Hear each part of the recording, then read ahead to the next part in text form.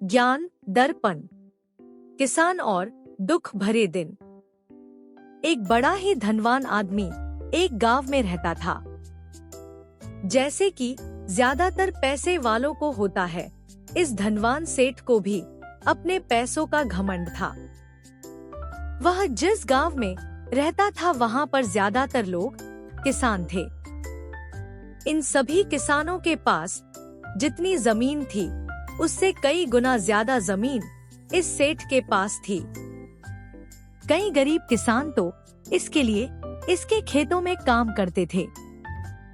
इसी गांव में मोहन नाम का एक बड़ा ही मेहनती और सच्चा किसान रहा करता था। मोहन का परिवार थोड़ा बड़ा था। उसके परिवार में उसके बूढ़े माँ बाप, पत्नी और 3 बच्चे थे जो अभी काफी छोटे थे। मोहन के पास ज्यादा जमीन नहीं थी, लेकिन जितनी भी थी उसमें वह बड़ी मेहनत करता और अपने परिवार का पेट पालने लायक अनाज उगा लेता था। बाकी के किसान भी यह देखकर हैरान रह जाते कि कोई कैसे इतनी सी जमीन में इतना ज्यादा फसल उगा सकता है। एक वर्ष उस गांव में काफी ज्यादा बारिश हुई, जिसके चलते कई किसानों की फसलें बर्बाद हो गई, जिनमें से एक मोहन भी था। अब मोहन धर्म संकट में पड़ गया, क्योंकि उसके परिवार में उसके अलावा कोई और कमाने वाला नहीं था और अपने परिवार को भूखा मरते हुए वो देख नहीं सकता था। वह जानता था कि इस गांव में अगर कोई उसकी मदद कर सकता है तो वह वही घमंडी सेठ है, जिसने गांव के कई अन्य गरीब किसानों को या तो कर्जा दिया है या तो अपने यहाँ काम पर रखा हुआ है। हाथ पर हाथ धरे बैठे रहने के बजाय उसने इस सेठ के पास जाने का फैसला किया और एक दिन उनके पास पहुंच गया। सेठ के पास पहुंचकर मोहन बोला, सेठ जी, आपकी बहुत मेहरबानी होगी अगर आप मुझे थोड़ा सा कर्जा दे दें, जिससे मैं अपने खेतों में फिर से कोई फसल उगा सकूं। या फिर आप मुझे अपने यहाँ नौकरी दे दें, ताकि मेरे परिवार को 2 वक्त का खाना मिल सके।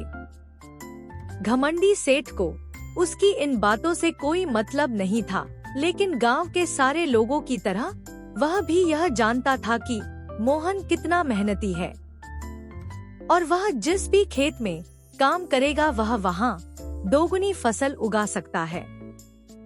सेठ ने सोचा, अगर मैं इसे पैसे उधार देता हूँ तो शायद यह इस स्थिति में नहीं है कि मुझे पैसे वापस लौटा सके, लेकिन अगर मैं इसे अपने खेतों में काम करवाता हूँ तो मुझे जरूर दुगना फायदा होगा। सेठ मोहन से बोला, देख भाई, पैसा तो मैं तुझे दूंगा नहीं और मेरे पास अभी खेतों में काम करने के लिए कई किसान पहले से मौजूद है, लेकिन मैं तुझ पर तरस खाकर तुझे अपने खेतों में नौकरी देता हूँ, पर मैं तुझे इसके लिए ज्यादा पैसे नहीं दूंगा। बाकी किसानों को मैं 300 रुपया देता हूँ, मैं तुझे 200 रुपया ही दे पाऊंगा। मरता क्या न करता, मोहन ने सेठ की शर्त मान ली और उसी दिन से सेठ के खेतों में काम करना शुरू कर दिया। 2 महीनों तक नियमित वो सेठ के खेतों में जाकर कड़ी मेहनत करता रहा और देखते ही देखते 4 महीने का काम अपनी मेहनत से उसने 2 महीनों में ही खत्म कर दिया। सेठ उसके काम से काफी खुश था, लेकिन वह कभी उसको यह जताता नहीं था। जब सेठ ने देखा कि उसका खेतों का काम अब खत्म हो चुका है, अगर वह मोहन को काम से निकाल देता है तो उसके 2 महीनों के पैसे बच जाएंगे। फिर सेठ ने मोहन को काम से निकालने का फैसला किया। एक बार सेठ को ये विचार भी आया कि इतना मेहनती आदमी शायद उसे दोबारा ना मिले, लेकिन फिर उसने सोचा कि जब अगले साल काम आएगा तब उसे फिर से नौकरी पर रख लेगा। आखिर इस गांव में उसके अलावा है ही कौन जिसके आगे ये लोग अपने हाथ फैलाएंगे। एक दिन सेठ ने मोहन को अपने पास बुलाकर उसको उस दिन का पैसा दिया और साथ में यह भी कहा कि कल से तुमको काम पर आने की जरूरत नहीं है। अब मेरे पास तुम्हारे लिए कोई काम नहीं बचा है। जब मेरे पास काम आएगा तो मैं तुम्हें बुला लूंगा। यह सुनकर मोहन का दिल बैठ गया। पिछले 2 महीनों से कम ही सही, उसके बच्चों और परिवार के पेट में अन्न का दाना जा तो रहा था, अब वह क्या करेगा। यही सोचकर उसकी आंखों से आंसू निकल आए। मोहन ने सेठ के पैर पकड़ लिए और गिड़गिड़ाने लगा, सेठ जी मुझे इस काम की बहुत जरूरत है, मुझे मत निकालिए। अपने मतलब से मतलब रखने वाला सेठ टस से मस ना हुआ। उसने खरी खोटी सुनाकर मोहन को वहाँ से चलता कर दिया और मन ही मन 2 महीनों की तनख्वाह बचने से खुश होने लगा। अगले दिन जब सेठ सवेरे उठा और अपने आंगन में आया तो उसने देखा कि मोहन उसके आंगन में बैठा है। सेठ ने उसको पास बुलाकर पूछा कि क्या हुआ, तुम क्यों यहाँ पर बैठे हो। मोहन बोला, सेठ जी मुझे वापस काम पर रख लीजिए, आप जानते ही हैं कि मेरी आर्थिक परिस्थिति कैसी है, थोड़ी दया कीजिए।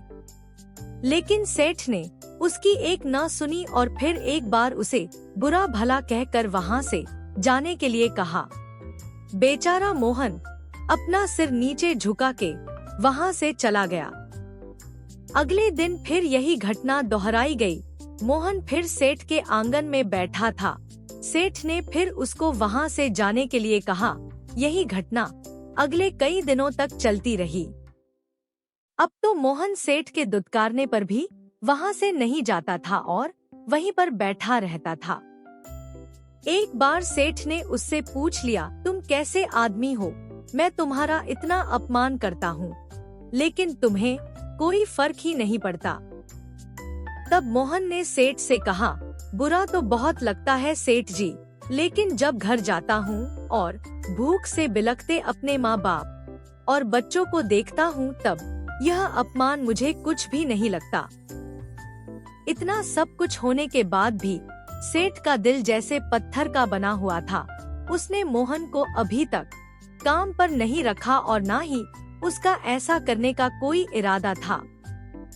एक दिन सेठ ने सोचा कि कुछ दिनों के लिए किसी और गांव चला जाता हूँ ताकि मोहन से पीछा छुड़ा सकूं। अगले दिन मोहन के आने से पहले ही सेठ अपने परिवार को लेकर अपने किसी संबंधी के यहाँ चला गया और वहाँ पर वह 10 दिनों तक रहने के बाद फिर अपने गांव अपने घर वापस लौट आया। घर लौटते ही सेठ ने आसपास हर जगह नजर दौड़ाई तो पाया कि वहाँ पर अब मोहन नहीं था। सेठ ने सोचा, मेरी तरकीब काम कर गई, लगता है मोहन से अब पीछा छूट गया है। हालांकि अब सेठ के द्वार पर मोहन नहीं बैठा था, लेकिन मोहन का विचार अभी भी सेठ के मन में घर कर बैठा था। सेठ सोच रहा था कि मोहन इतनी जल्दी हार मानने वाला आदमी तो नहीं दिखता है। उसके साथ क्या हुआ होगा, क्या उसे कहीं कोई और काम मिल गया होगा या फिर और कुछ। इन विचारों ने सेठ को बेचैन कर दिया और आखिरकार सेठ को मोहन की खबर लेने के लिए गांव में जाना पड़ा। सेठ को मोहन का पता नहीं मालूम था, इसलिए अड़ोस पड़ोस के अन्य किसानों से पूछने पर पता चला कि मोहन घायल हो चुका है और अपने घर पर आराम कर रहा है।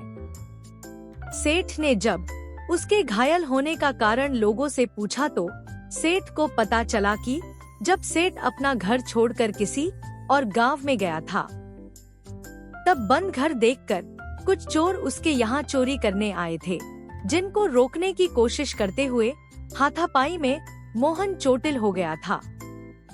यह सब जानने के बाद सेठ का पत्थर का दिल भी अब मोम की तरह पिघल गया।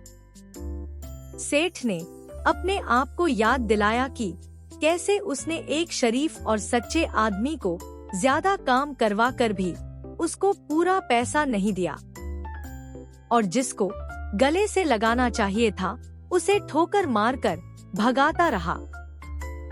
सेठ मोहन के घर का पता पूछकर उसके घर पहुंचा तो देखा कि मोहन के घर की हालत बहुत खराब है।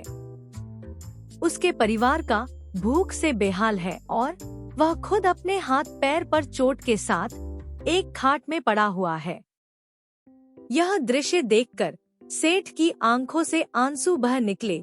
सेठ ने मोहन के पास जाकर उससे सच्चे दिल से उसने माफी मांगी। उसको उसकी मेहनत के पैसे दिए, उसका इलाज करवाया और उसको हमेशा के लिए अपने यहाँ काम पर रख लिया।